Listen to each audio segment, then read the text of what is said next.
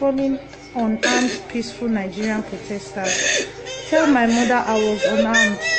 Tell my dear Nigerians, most of us woke up yesterday morning in grief from watching the gory images of Nigerians being killed in what is now known as the Lekki massacre. It was done by those who are paid to defend the territorial integrity of our nation. They desecrated our land and our peoples, and it will not be the first time. It is clear that things will get worse. More people will die, and the oppressors will do anything to hold on to power. NSAS was just a minute part of #NSAS. Nigerians are fed up of their government. They are fed up of living in fear of their president. They are fed up of living in hunger, poverty and penury. They are fed up of the insecurity in the country and the daily killings. They are fed up of the impunity exhibited daily by public officials, politicians, those in authority, and the president's kinsmen. They are fed up of the perceived Fulani domination of their country. They are fed up of the tales of corruption in high offices. This is what #NSAS stood for. An end to impunity and the belief their president represented this impunity. This is the scam of the century. President Buhari is the fall guy for the actions of a small group of godless men who have taken hold of the office of the President of the Federal Republic of Nigeria, and they are running Nigeria aground. It is an open secret that the President has not enjoyed the best of health, and since his health challenges began, the problems of this government started. The actions of President Buhari, who was in good health when he took the oath of office in 2015, are very different from the actions of an obviously ill and weakened president. These men are committing heinous crimes against the Nigerian state, and they know we will all blame President Buhari for this. This is what the First Lady Aisha Buhari has been screaming about, and we ignored her.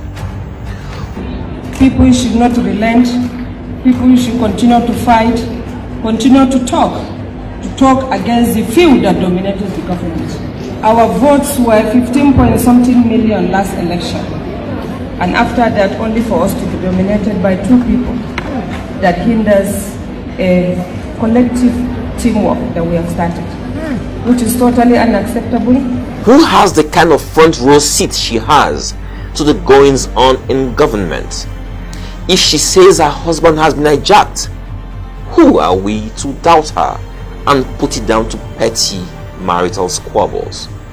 We all felt that it wasn't possible to hijack a president, but what they hijacked is his instrument of office, his mind and his signature. Whoever controls those two things rules Nigeria. We all know this, and we all pretend that this is normal. It is not normal. This is why there's so much impunity in the land. People are exercising presidential powers and actions, knowing that the president is not of sound body and mind. This is why the office of Chief of Staff to the President became more powerful than the President's office. After all, it is he who exercises the power that has the power.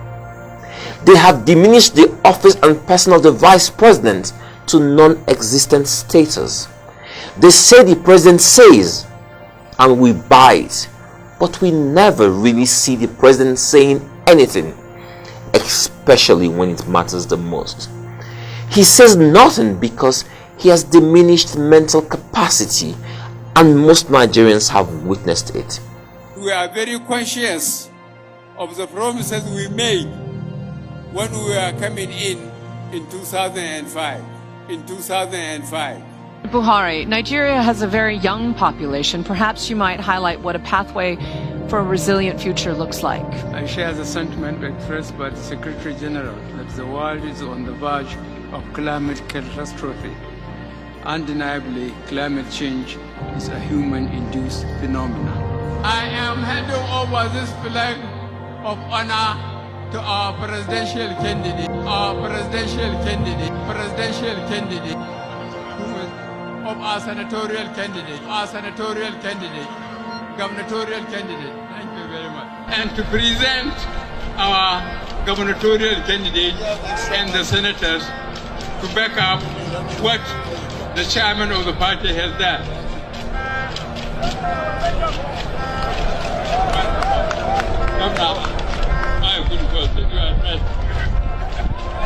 President Obama, to the chairman of G7, President Michel of West Germany, President Michel of West Germany, We saw the presidential debates. We have seen several interviews with journalists and meetings with foreign leaders when he's talking off point. The president is old and ill, and it is not a crime. President Reagan of America managed ill health and old age to win a second term, and he is still regarded as one of the most successful American presidents. It was Seneca or it was Cicero, I don't know which, that said, if it was not for the elders correcting the mistakes of the young, there would be no state. The crime is taking advantage of the president's ill health to exercise powers unconstitutionally and leading the nation into calamity because you are not equipped to handle the powers you are exercising. It is morally wrong for the president to hold on to an office he no longer has the capacity to handle. It is also morally wrong and possibly a crime for the Federal Executive Council and the National Assembly to know that the president has diminished mental capabilities and participate in this charade called governance to deceive the Nigerian people and protect their high offices.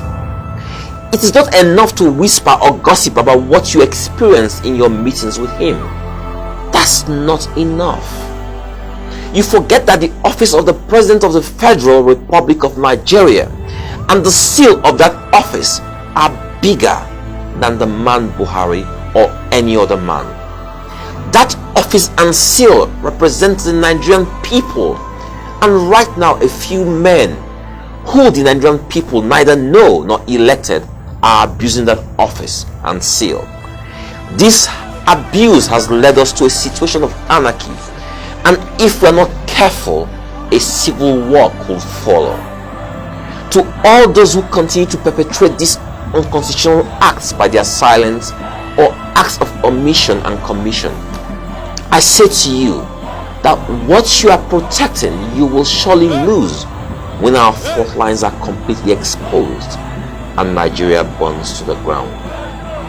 This is the time for all men of conscience to rise up to defend and protect President Buhari and his office from evil men who are using his presidential powers to destroy our nation. It is not the First Lady's fight alone.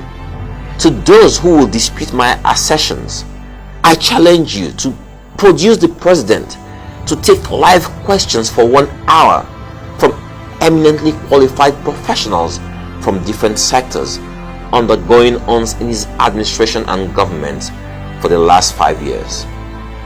Nigerians will be shocked. As much as it seems I oppose his administration, I oppose objectively.